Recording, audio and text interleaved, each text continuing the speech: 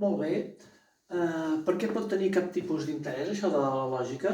Doncs bé, imaginem que tenim un llenguatge natural, que és el nostre llenguatge, la nostra llengua, i per exemple diem plou, si plou em mullo, per tant em mullo.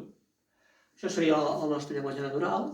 La gràcia de la lògica és que és un llenguatge formal que representa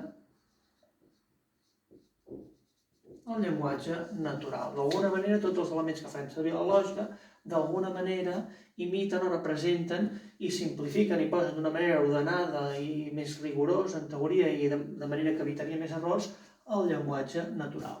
Per exemple, en el nostre llenguatge formal, que serà la lògica, en particular la lògica preposicional, que simbolitzarem amb L, com ho formalitzaríem això? Doncs tindríem que una primera premissa, que seria en el llenguatge natural plou, i en la lògica faríem servir la lletra proposicional P.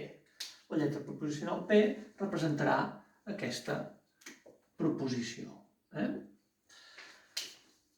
La segona premissa, el segon element del llenguatge natural és si plou em mullo, el representarem nosaltres aquí per una fórmula que ja veurem què és més endavant, però en aquest cas diríem si plou em mullo, diríem si P, si es dona P, llavors es dona Q.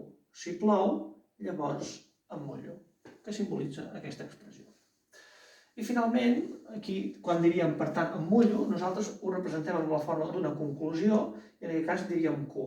Q representa, en aquest cas, l'enunciat em mullo, la proposició em mullo, i ho representem per Q, com que teníem aquests elements, doncs la conclusió seria Q. Per tant, aquesta és l'utilitat de la lògica, d'un llenguatge formal, que pot representar el món i simplificar les coses a l'hora d'analitzar-lo. Això és trivial en un cas com un argument com aquest, que és molt senzill, però si comencéssim a tenir moltes premisses i més complicades, doncs llavors passar això a un llenguatge formal doncs facilita la tasca d'anàlisi. En filosofia, a més, com que el que analitzem són arguments, doncs és interessant, i són complicats, estranys o rebuscats, doncs pot ser interessant tenir una eina per formalitzar els arguments.